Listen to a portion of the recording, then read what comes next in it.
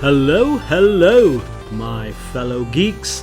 Welcome to episode number 62 of the Indian AvGeek. My name is Vishal Mehra. There's a version of aviation history where airlines quietly improved on their own.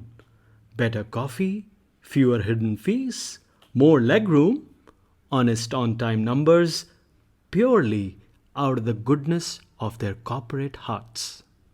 That version does not exist. For over 2 decades, Scott McCartney occupied the middle seat at the Wall Street Journal, not just as a column name, but almost as a philosophy. He sat where the rest of us sit, complained about what the rest of us complain about, and then, unlike the rest of us, made sure an audience of millions heard about it, including the people who could actually do something. He built the Wall Street Journal airline scorecard. He spars with CEOs on Airlines Confidential. He flew a Boeing Max simulator before most of the world knew how to spell MCAS. He's reviewed business class products that cost more per seat than my first car. That's a fact. And somewhere in between all of that, he also accumulated what I'm told is a legendary collection of hotel pens. Today, he brings all of that to a conversation that's going to wander from Dallas to Delhi, from Southwest's Seoul to Air India's second act, and from the front of the plane all the way back to where the rest of us actually sit, sometimes. Scott, welcome to the Indian AvGeek. The middle seat has never felt this good. It's great to be with you. Very excited about this. Thank you for having me. Yeah, the excitement and the honor and the privilege is all mine, Scott. It won't be right of me not to start with the famous Ben Baldanza question for you, right? How did Yeah. you and aviation happen, Scott? Uh, well, it's a gret question. I don't have nearly as good a story as many of the people on your podcast or my podcast do. But I had always been fascinated by aviation. Had always wanted to cover it. When I was hired by the Wall Street Journal, I was actually hired to do other things. I covered technology for a while. But when they were hiring me, I said, what I really want to cover is aviation.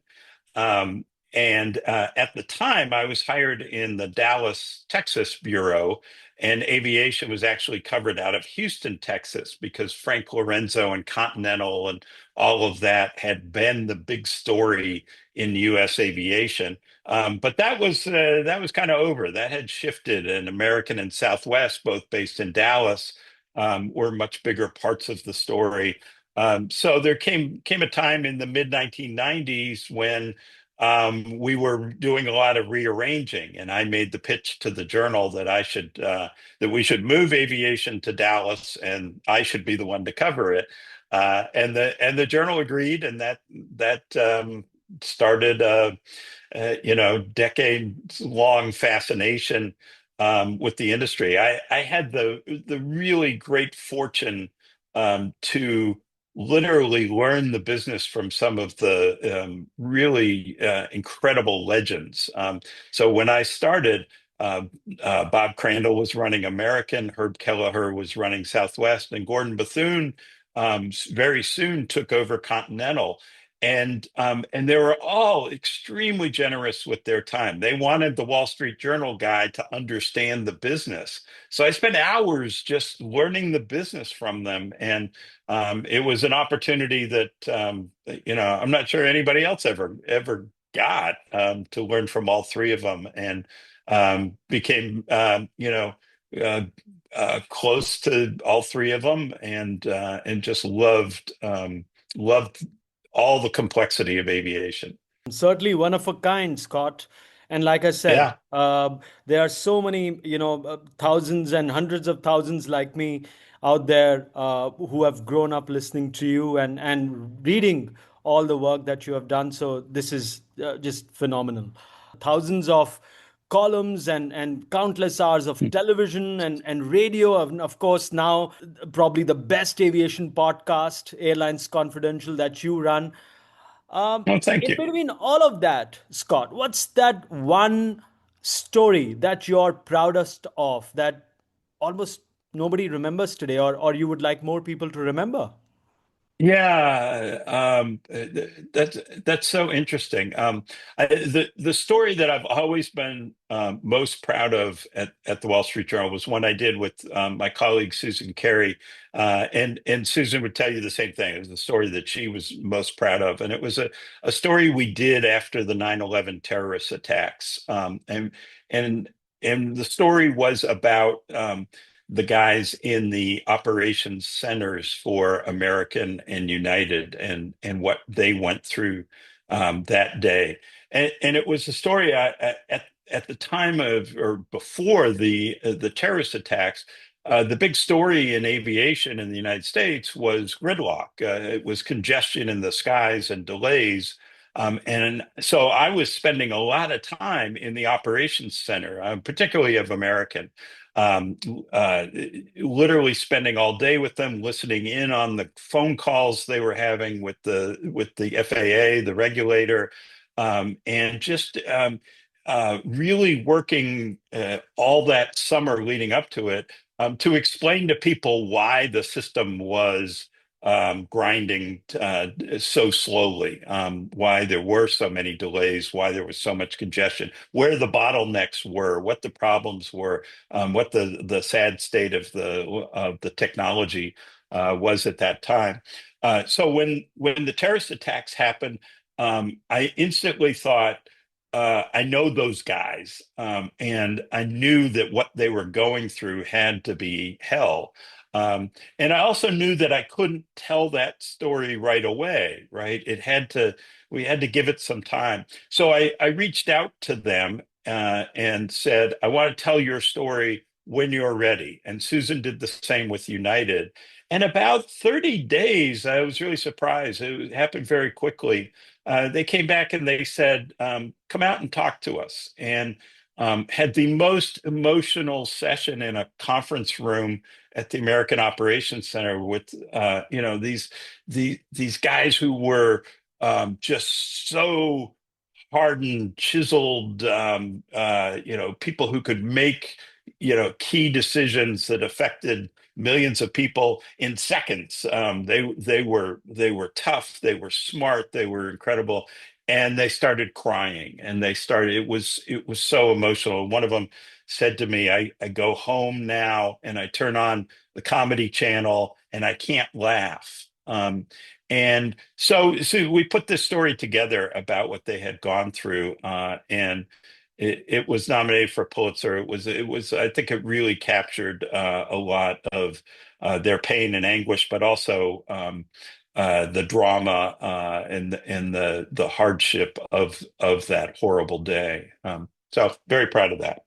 Thank you for sharing that. Can you walk us through the origin story of the middle seat?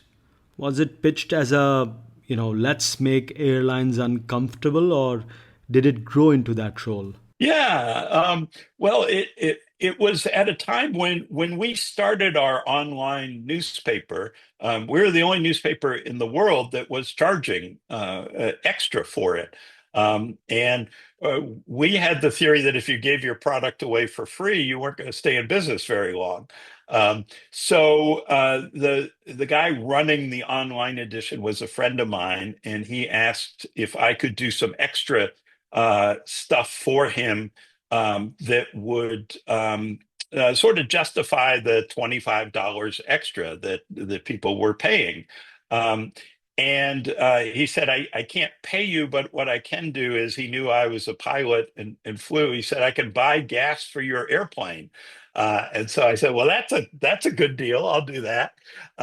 So then we thought, well, we need to brand it somehow. So I gave him a list of about 50 different, sort of predictable names. And I said, but if we really want to have fun with it, we'll call it the middle seat. And everybody was like, "That's it." And the name was it was the thing that everybody hates about flying, right? The middle seat, but also to me, it had some connotation of being in the middle, of being a fair judge of all of the inequities and issues that come up in air travel. So we put that name on it, and with online journalism, what you know exactly how many people are reading it and how long they spend with it and everything else, and it became very popular. And so then it became my full-time job for 20 years at the Wall Street Journal. Scott, you famously pressured Southwest to improve their coffee way back, way back in the early 2000s. Uh, Yes. how did that happen? Was it just about the coffee? Was there something more about it in terms of the overall passenger experience that you were after? What was your thinking? Yeah, thinking about it, it sort of started. My late wife was actually editing a lot of stories. We worked together at the Journal, and she was the one who started putting in because in the early days, not all of the country, certainly not international readers, would know Southwest Airlines. It was much smaller then. So she would always put in Southwest Airlines, known for their low fares and weak coffee. Um, and and it became kind of a tagline that we used and sort of a joke. And then one day I was on a Southwest flight, and one of the very senior executives got on the airplane. We started talking about the coffee, and he knew the flight attendants, and they started. They let on that they brought their own coffee grounds, and brewed a pot for the crew separate from the passengers, so that they could have good coffee.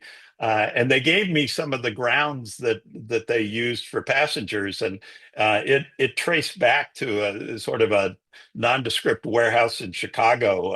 It was just lousy coffee. So we did more and more stories about Southwest coffee. And to your question, and it's an insightful question because I think it was about more than the coffee. It was really at a time when Southwest was I think struggling with what kind of airline it wanted to be. And you could be bare bones and just have lousy coffee, cheap, the cheapest coffee you could find for passengers, or maybe you were going to be something that provided better value. And you had amenities. And I think the thing that drove it was Herb Kelleher didn't want to drink cheap whiskey. And so Southwest carried, the coffee was lousy, but the whiskey was pretty good. And because Herb made sure. And so then it was like, well, if you're a coffee drinker more than a whiskey drinker, shouldn't you have good coffee? And that's what they did. And I think it was sort of an example of Southwest deciding that we're not just going to be cheap. We're gonna provide good service as well as low fares. All right. From Southwest to another instance of your powerful reporting. Your reporting once got a CEO fired without necessarily naming names unless you want to. What was the specific smoking gun moment in that investigation, Scott, where you realized this person cannot, lead an airline anymore? Well, it was a time at American Airlines, and I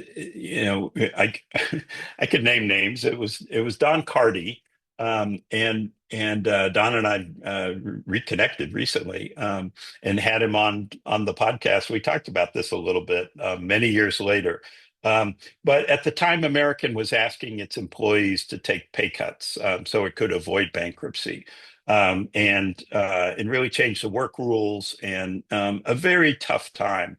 And at while this was going on, the employees had to vote on this, and but Don had secretly paid himself and some other executives bonuses, or set up bonuses, but hid them from the employees and delayed filing their annual filing with the Securities and Exchange Commission so that they wouldn't disclose this until after the voting. Somewhere along the way, Don told uh, a uh, chief executive of another airline who told me. And so I knew about this, but I couldn't write it until I could confirm it. And an American basically lied to me, said this wasn't true, didn't exist. And I remember thinking at the time that that they were lying, and once the employees found out, they were going to burn the place down. They'd be very upset about it. Well, it turns out there were voting problems with the flight attendants union, and so they asked for more time, and the company basically had to give them more time, or the vote would have failed, and they'd be in bankruptcy. Um, and so they asked the Securities and Exchange Commission for another delay, and the SEC said, no, you have to file. And I knew that it had to be in there. And sure enough, it was in footnote 47, buried on page 92. And we broke the story about these bonuses, and all hell broke loose. The board had an emergency meeting. The unions flew into a rage. And Don got fired that afternoon. Um, and it was interesting. Over the weekend, they appointed a new CEO, and he was actually able to calm things down and get agreement with the unions over the weekend. But I think to me, the moral of the story was you just can't lie to your employees, and that once I figured it was over. Once I knew that, it was obvious that what was going to happen, that employees would go crazy, and you just couldn't lead the company anymore if they couldn't trust you. That episode is linked in the description now. If you'd like to listen, go there. Scott, you started the Wall Street Journal Airline Scorecard.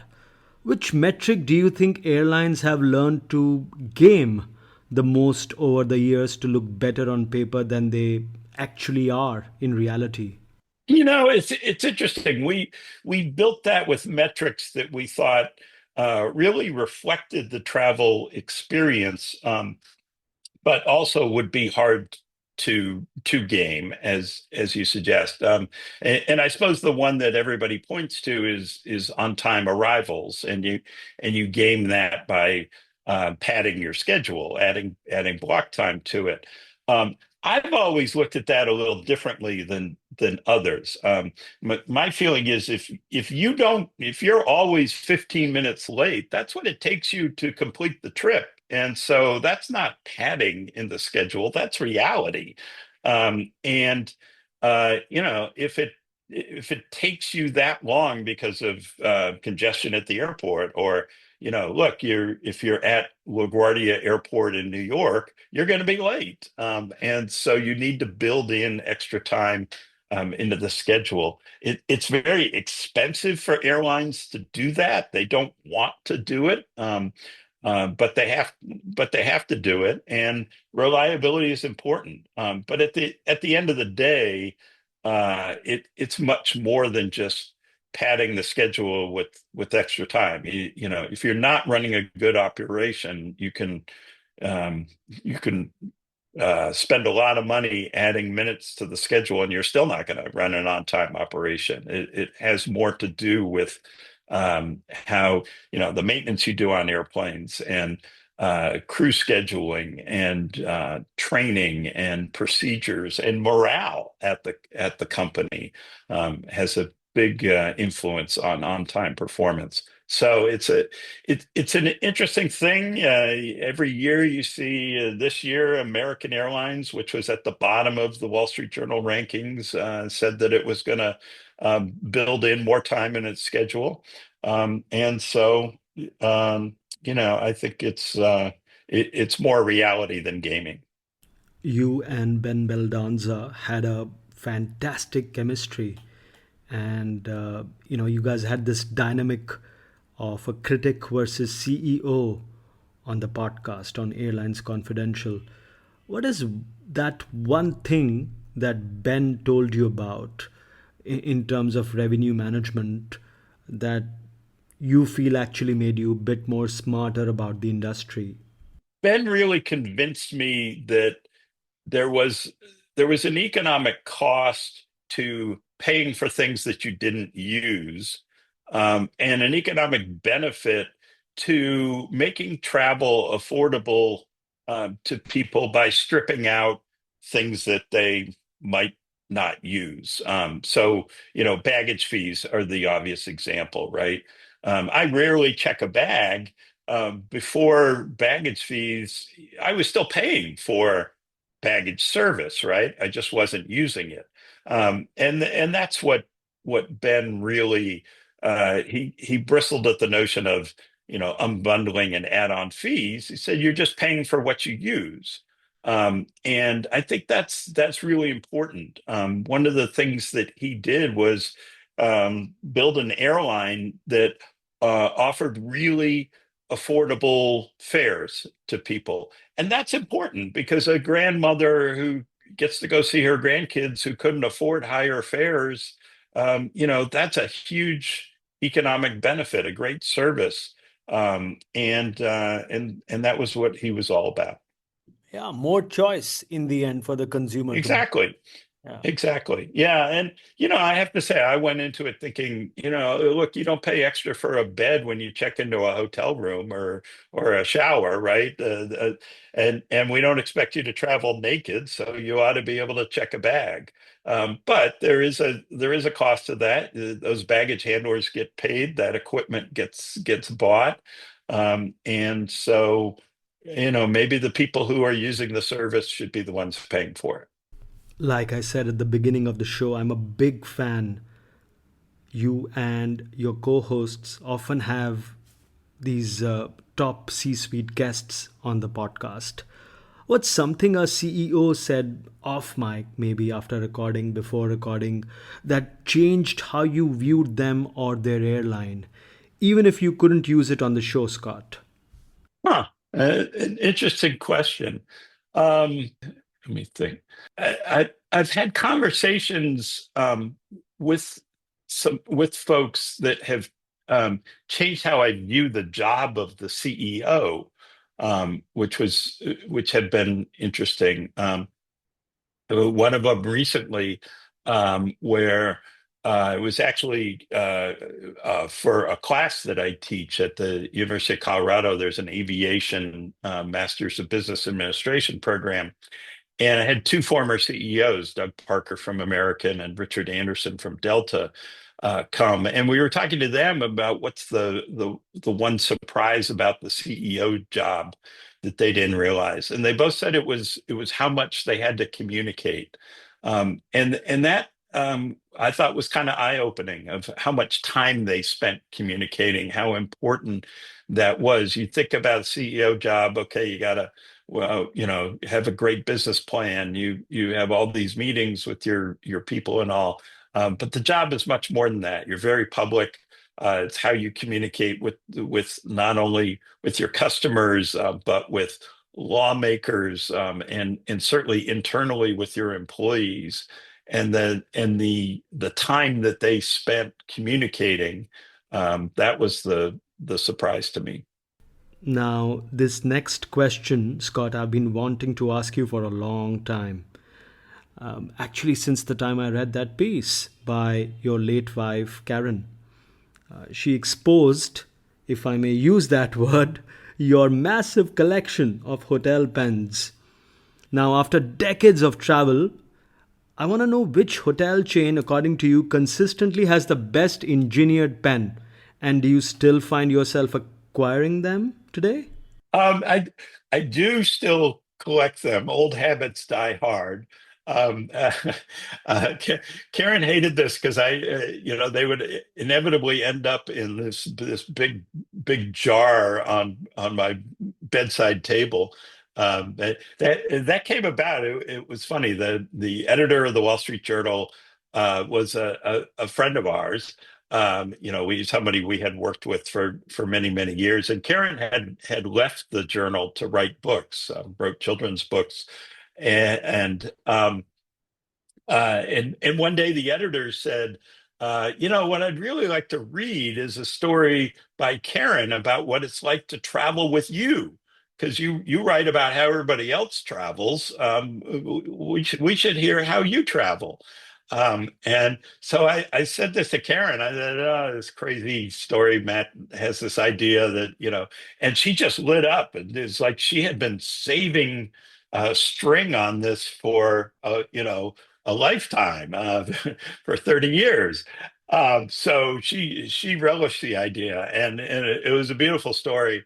And my hotel pen fascinated. Then once she had exposed that, every interview I went into for a while, people would pull out their hotel pens and said, "Here, you can have my hotel pen. This is, And there were some very nice ones. The Four Seasons has nice pens. Ritz-Carlton has nice pens. But you asked what, the go-to, and I have to say, because I'm a ballpoint pen guy, because when you take notes as a journalist, you got to write fast, and I don't want it smudging, right? Because otherwise my hands get covered in ink. So ballpoint pen, and the old trusty cheap Bic ballpoint pen. I'm using one right now from the Residence Inn by Marriott. That really is the one that goes right into my pants pocket to go into service. Awesome. Well done, Marriott, and well done, Residency Inn. I think they Scott, do it because they're cheap, but and they do the but job. it's a good So, pen. yeah, Yeah, it yeah, does the job. exactly. Of course, we all know how much you love flying, and not just flying as a passenger, but you, of course, are a pilot as well. You were one of the few journalists to test the Max software fixes in a simulator with Boeing pilots, right? I just want you to go back and tell me what was that feeling in the yoke, when you stepped in that the data hadn't prepared you for, what you felt when you were in the midst of that process. Yeah, it's a great question. This was obviously after the accidents. And so I flew the simulator with the original software in the accident scenarios, and then I flew it with the proposed at the time the proposed fix, and it was night and day. But you ask what was the the feeling, and I have to say it was sheer terror when the airplane would point its nose down into the ground itself. This would happen at relatively low altitude. And so when you're in a 737, and even though it's a simulator and it's a simulator, right, it's still terrifying when that nose is pointed right into the ground. And what was so insidious about the Boeing software was you would fight and fight and fight and fight and recover, and I did, and I was flying with actually an American Airlines pilot in the other seat, who was part of the test group for Boeing on this fix. Um, and you'd recover and you'd sort of exhale and you'd say, "Okay, I don't know what that was, but we're through it, and now we're going." And then 30, 40 seconds later, the software would fire again, and all of a sudden it just points the nose back down straight into the ground, and here we go again, and it was just so terrifying. And even worse, the software was set up to increase the authority with which it moved surfaces to point the airplane down, and so it got harder and harder each time it happened. And after a while, you're just exhausted and totally spooked. And it was an amazing experience. And I have to say, let me add to that. When we went through the same scenarios with the fix, no problem at all. Easy peasy. It was clear that the fix was the right fix, and worked, and obviously it has since the plane returned to service. Before moving ahead and talking about Indian Airlines, this is a quick reminder to some of our listeners who listen regularly. Thank you very much, but do not subscribe to the show yet. The right time is now. Press the follow, subscribe button on your favorite app right away. Back to the show now. Scott, from your vantage point in the US, what's the most misunderstood aspect of Indian aviation? Whether it is Air India's transformation or Indigo's scale or the overall market structure. Yeah, no, I think it's the growth that people in the West just don't have a good comprehension of. I mean, the growth has just been amazing. If you said India has the third largest domestic aviation market in the world, I think people would be shocked, right? But that is the case. It is so true. I think even people in aviation business, they have this image of Air India as this, kind of old, formerly government run, sometimes government run, whatever, flag carrier, and without realizing that there is this huge competitive marketplace with it.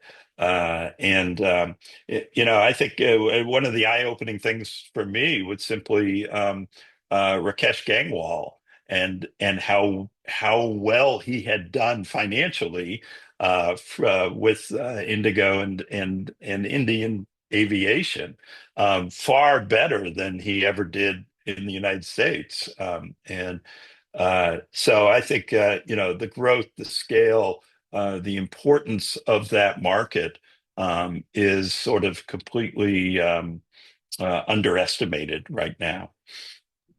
Yeah, and for a few weeks, Indigo was the most valued airline in the world, ahead of Yeah, Delta.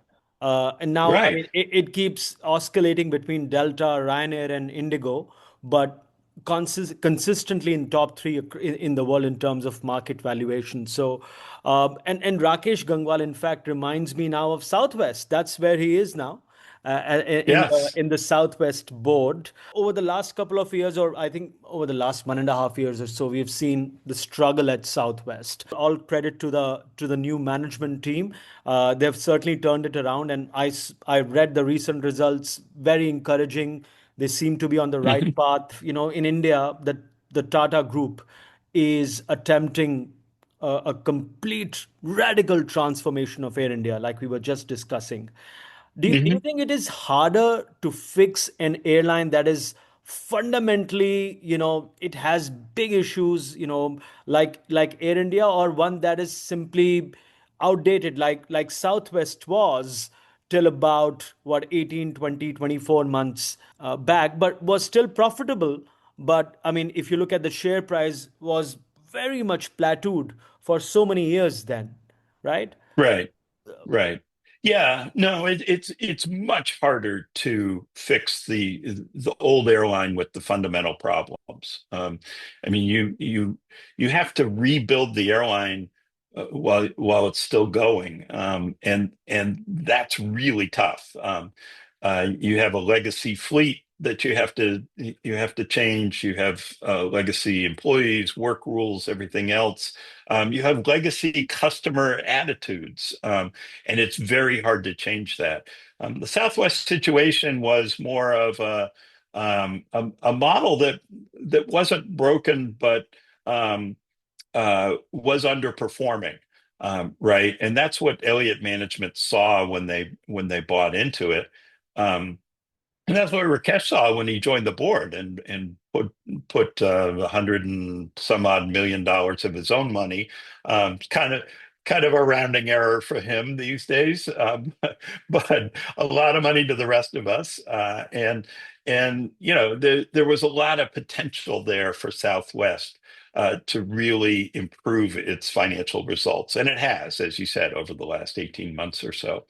Um, Air India, I think it's more, in the U.S. after once in 1978, after the industry was deregulated, you had the old legacy airlines that went through tremendous turmoil. For some of them, multiple bankruptcies, strikes, just what happened with American Delta United, Northwest got bought, US Air got bought, Continental got bought, Braniff went out of business, Pan Am went out of business, Eastern went out of business. All of that just turmoil. Some could remake themselves and some couldn't. And that's what, all around the world, the flag carriers that enjoyed government support for so long and all of that, it's rebuilding that airline while you're saddled with all the old stuff. That's a lot harder than just starting a new airline with a clean sheet of paper.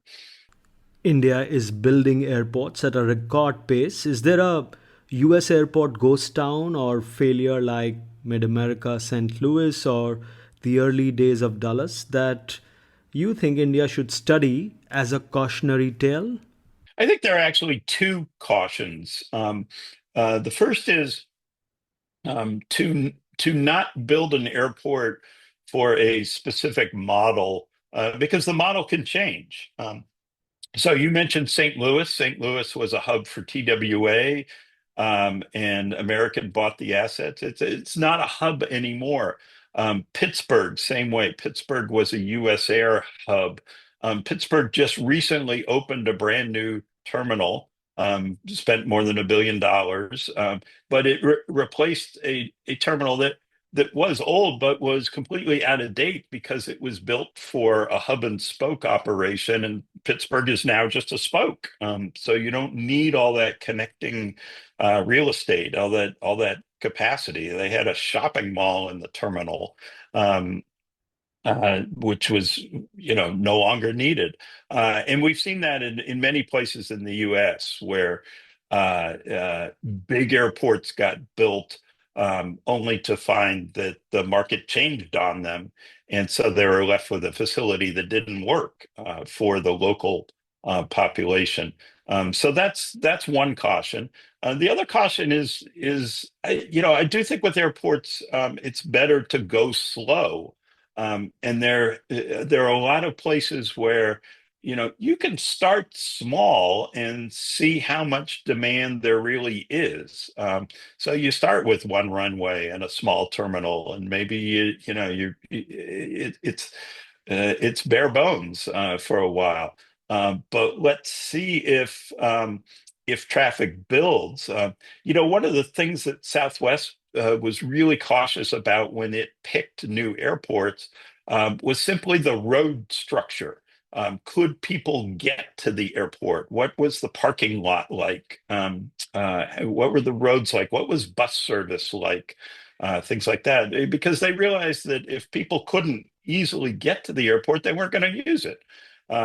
So I just think you can always be a little bit behind in airport development and say, okay, we're gonna build an airport here, but we're gonna start with basically one runway and some bare bones facilities and see how it goes. And as it builds, you can add more runways, you can add more buildings, you can add more parking, you can do all the things you need to do. But it doesn't necessarily work if you sort of do the, hey, let's build it and see if they come. So no need to build the big airport in the hope that it will draw traffic. Let's see if it draws traffic first, and then we'll catch up with facilities. Yeah, and there is always this tussle between free market dynamics and a bit of protectionism Yeah, in most industries, more so in civil aviation. I feel, uh, m- all the more because aviation is such a in some manner such a glamorous industry. It's always in the eye. People always want to talk about it. It's always in the news. What advice would yes. you give to let's say the Indian government or the Ministry of Civil Aviation in terms of finding a middle seat between protectionism Yeah. and a free market stance? I'm very much a free market person, and I wouldn't begin to start giving advice to the Indian government and all. They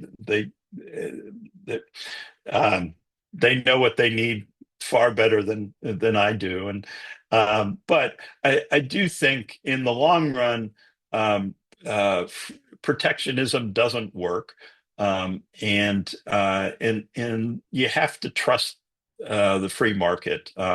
Aviation, if there's demand, it will get served. It's in many ways an industry that is easier in that regard because you can move airplanes anywhere, right? It'd be one thing if you were building hotels or factories or whatever. You can't pick them up and move them, but you can move airplanes to where demand is needed. I just think in the long run, the free market is the way to go. The tensions, it's a difficult thing for government because you need aviation to stimulate economic development, right? You need air service to draw factories to parts of the country or to open up markets, both passenger and cargo. And so all of that, it is a fundamental part of infrastructure. And with that, you'd think, well, that's a government service, right? Certainly a business that the government has an interest in.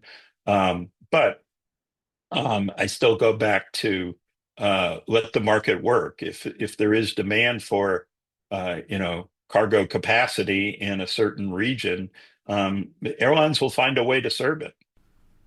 Scott, we have seen a rapid reversal of the consumer protection era, especially in the US.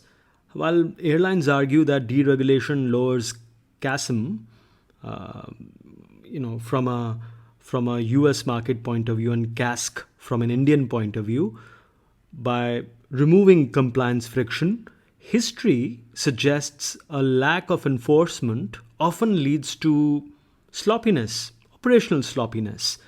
Do you think we are entering a cycle where US carriers will prioritize, on time metrics over passenger right metrics to save costs?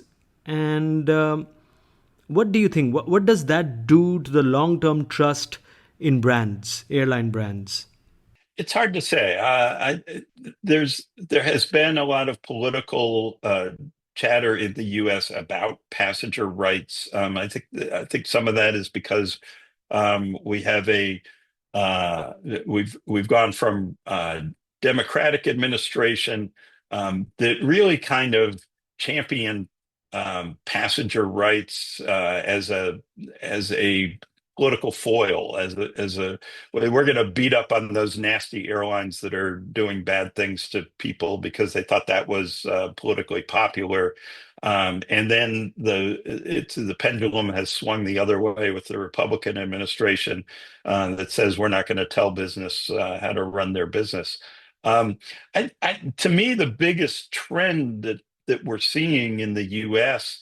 is reliability as a marketing tool, um, as a way to gain market share. And this really started with Delta Airlines, which made a very conscious decision that we were going to not cancel flights. They did amazing things with maintenance, with software, with planning, with where are we going to position spare airplanes so that we won't have to cancel any flights. So they wanted to go to zero, unheard of in the business.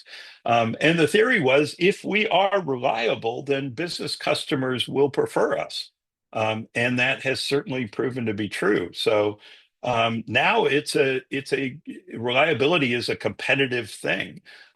United has to keep up with them. American is under tremendous pressure because it's not keeping up in reliability. Southwest had a huge meltdown a couple of years ago, but then fixed its operation and has become very reliable.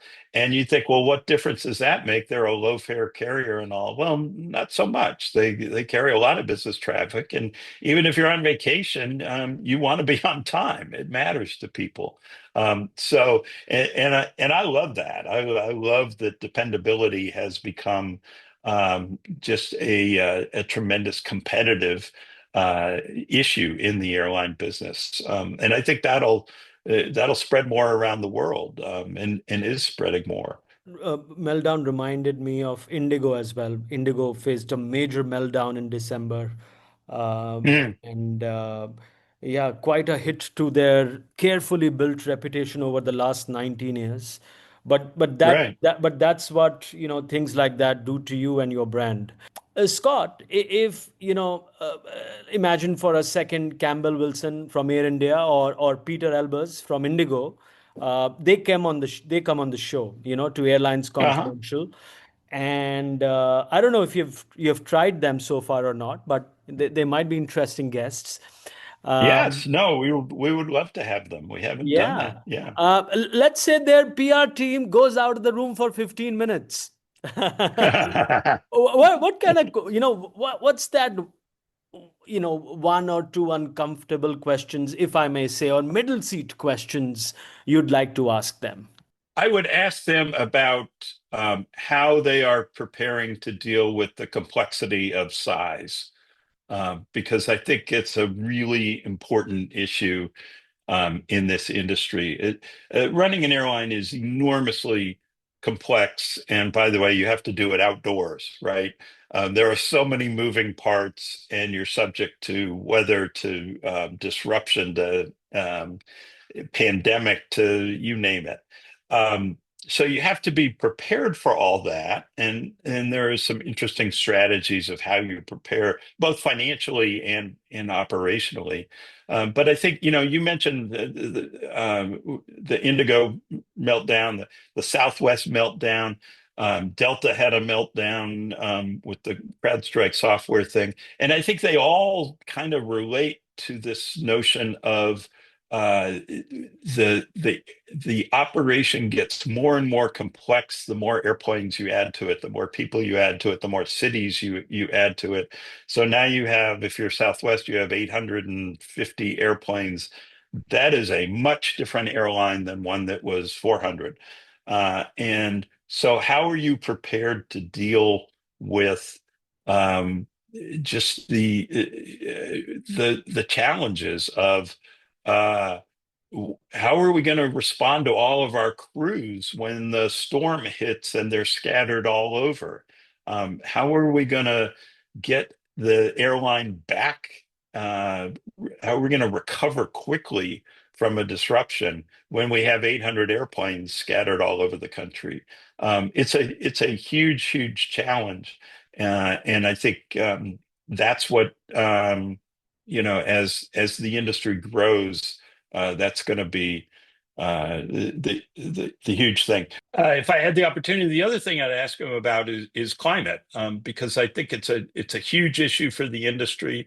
I don't think the industry is going to get to its 2050 goal of net zero CO2 emissions by that date in 2050. And so the question for every airline CEO is, well, what are you going to do to get as close as you can? And that's there's going to have to be more investment in technology, in fuels, in airplanes, but there may be some changes in how airlines operate to reduce climate emissions. Scott, for years, the ULCC model was the disruptor. Spirit and Frontier, of course, are in big trouble. Today, with high labor costs and the big three, Delta, United, American, effectively weaponizing basic economy and premium leisure, the unbundled model seems to be broken now. Do you think the ULCC era was a historical anomaly, probably fueled by cheap fuel and low interest rates? Or did the legacy carriers simply learn how to out engineer the disruptors at their own game? They've changed their model, and they have learned how to compete effectively against the startups. Basic economy fares where you can not only match price but match service levels, and create an airplane with four or five different products on board, right? Basic economy, regular economy, premium economy, first class or business class.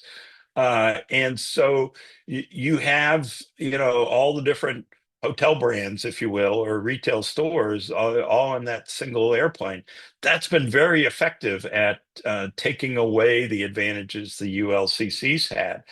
So I think it's a bit like tennis. The ball is back in the ULCC court, and they have to find a way to gain an advantage. And it's their move. Uh, I'm not sure what that advantage is. I have some ideas. I think there are areas where the big three are vulnerable. Frequent flyer program may be one that maybe ULCCs can, really offer value of free trips again. With simplicity and maybe they can start to win back customers that way. They have to find a way to make their product more appealing, because it was not just the big three finding a way to match them. Is that they made their product cheaper and cheaper and cheaper. And Gordon Bethune used to say, "You take the cheese off the pizza, nobody wants to buy it." And I think that's kind of what they did, right? So it's their move. I do think there will be new business models that will find ways to compete effectively.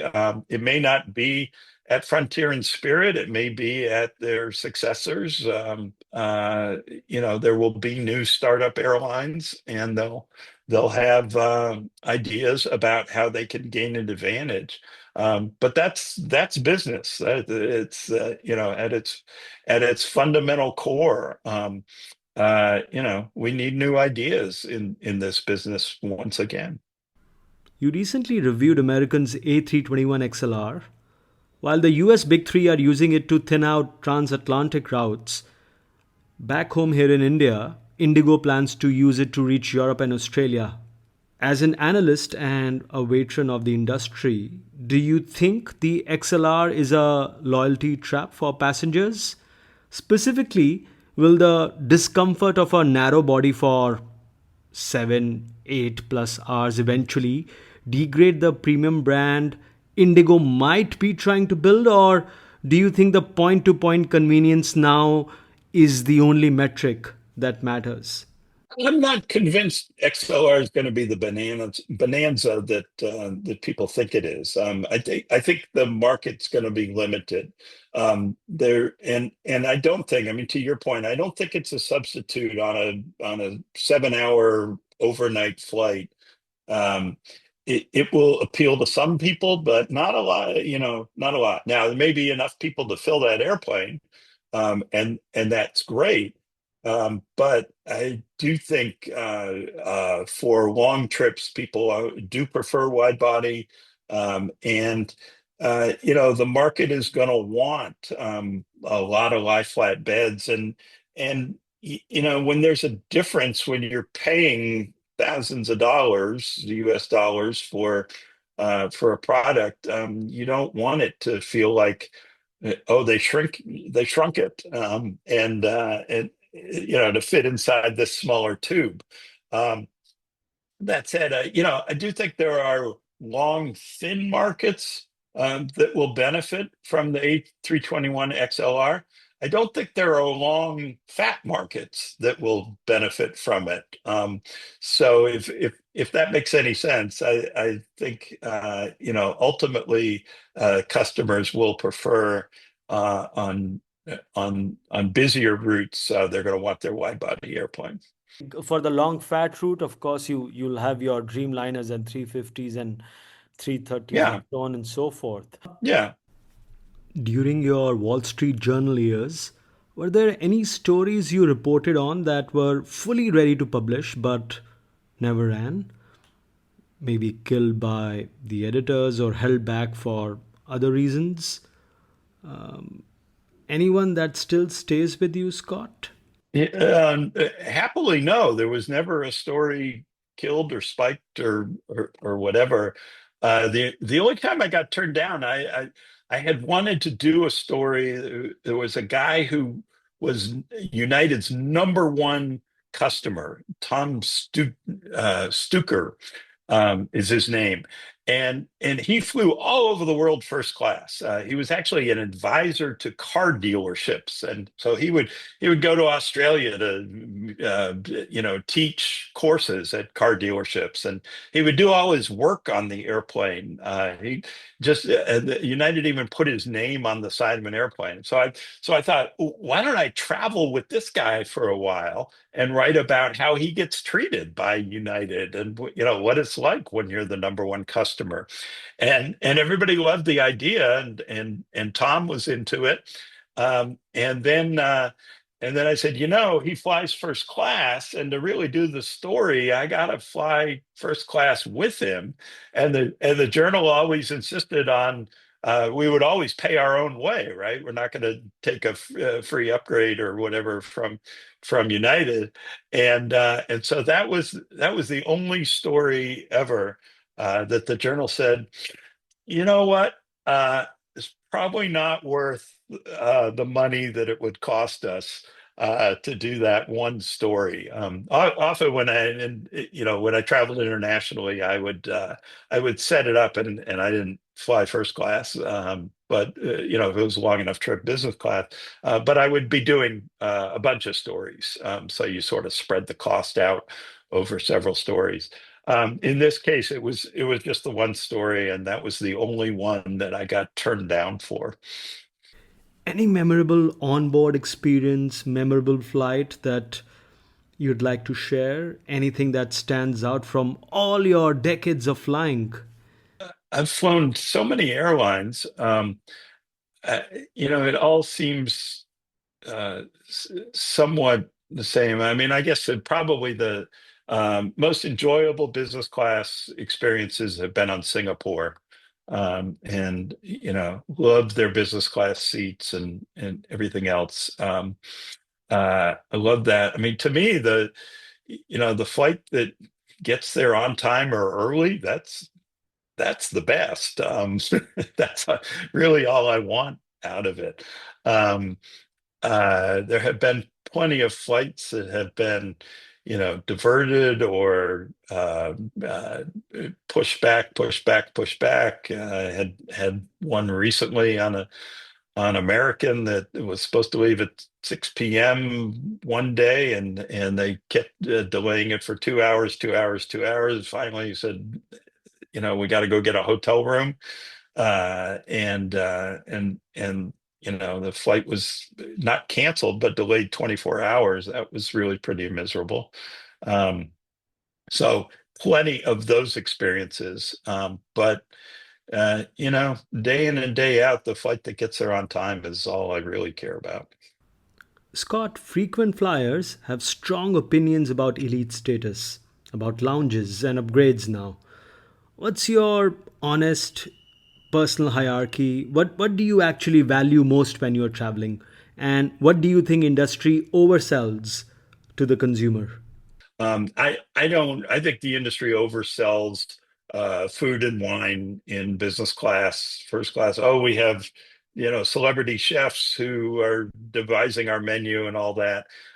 Your taste buds get so diminished when you're in the very dry atmosphere of the cabin, you have a hard time really distinguishing between great food and mediocre food or whatever. So I think That's the I only think time I that's eat broccoli, Scott. That's the only time I eat broccoli. yeah. Well, good. You get your vitamins that way. But I think that's what they oversell. I mean, for me personally, what matters most is leg room. I'm somewhat tall, but the ability to open my laptop and work is everything on a flight. And so that's what I value most. I'm not I'm not a big lounge person. I'm quite happy mixing with the hoi polloi in the chaos of the airport terminal. I love I love airports. The more chaos, the better, in that sense. But I'm perfectly happy out in the terminal, not worrying about whether I can get into this lounge or that lounge. So I don't play that game, but as long as I can get some kind of seat with extra legroom, I'm happy. Emergency exit it is. Which is the most overrated airline in the world, Scott? That's a hard question. I really, I I don't know. I guess reputationally, um, I would have to say Emirates. And I love what they do, but I've always found their premium cabin offerings generally not as generous as other airlines, and their coach offering is not good at all, and they try and compensate by giving you free entertainment and decent food in coach, which is nice, but the strategy is, well, then you won't realize that your knees are in the backside of the person in front of you. um, and so, but they have this reputation as sort of a flying magic carpet, and I've just never found that. Yeah, hard to disagree there, Scott. I mean, not many airlines in the world still have a middle seat in business class, and so Yeah. many of Emirates aircraft actually have a middle seat Yes. in business Yes. Great point. class. Yeah. Eh, Yeah. because we see all these flashy campaigns with Jennifer Aniston prancing Yes. about, looking for the first class, looking for the shower, and so many Yeah. people are like, hey, is this business class 232? And that is on so many Emirates aircraft. In fact, the game changing first class they spoke about in back in 2017, right now only nine of their aircraft have that product. It's Yeah. Yeah. amazing how fantastic their marketing is. All Yes. all the kudos to their marketing team, how they've been able to do that. But yeah, Yeah. Emirates. No, that's exactly right. And by the way, the last thing I want to do at 35,000 feet is take a shower. It's I like to take long showers. You're not going to take I'm not going to take a 6 minute shower. You get 7.5 minutes of water. You can Yeah. stop and Okay. Right. start. Yeah. And finally, Scott, do you have any books or podcast recommendations for our listeners? Well, the one that I enjoy is political in nature. Pod Save America, which I think they do a great job. Um, In terms of books, to me, the book that is a great aviation history and gives you a great understanding of how complex the business is a book called Hard Landing, that was written by a guy named Tom Petzinger, and Tom Petzinger was my former colleague at the Wall Street Journal. He was on the airline beat before I joined, and he was finishing the book as I joined.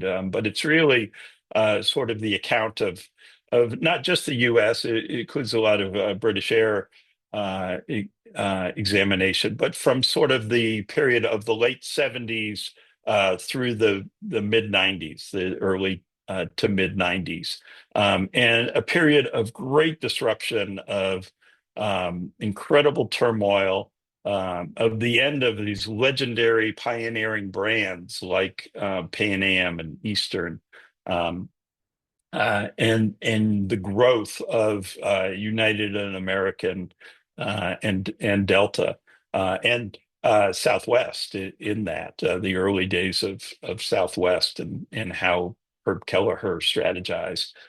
So it's a terrific read. It's long, but it's fast paced, and I think really gives you an idea of how just um, how bare knuckled a brawl this business really is.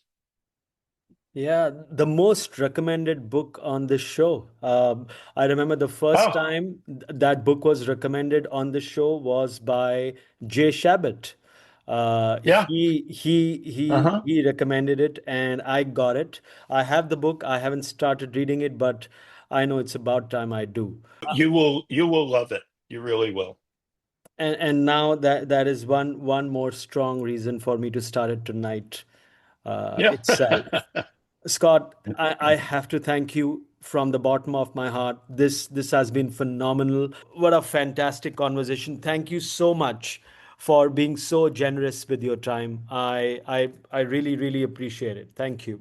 Oh, thank you, Vishal. It's been wonderful. Great questions, great discussion. I love what you do for all av geeks in India and elsewhere, but the service that you provide for the really the growing industry at a really crucial time is really wonderful. So thank you for having me. Scott, I started the show as a fan, and I'm ending it as an even bigger one, which I didn't think was possible. You've spent a career asking the uncomfortable questions so that the rest of us could board our flights with just a little more information, a little more power, and occasionally slightly better coffee. Thank you. Next Sunday, it is the turn of the Indian AvGeek guys, episode number 21, and we will be going down under to ring a bell. Scott is, of course, at middle seat on X, and you will find me everywhere, including Blue Sky, as at Vishal1 Mehra. Happy to have your feedback. With that, keep your tray tables up, your seatbelts fastened. I wish you well, and happy flying, my friends!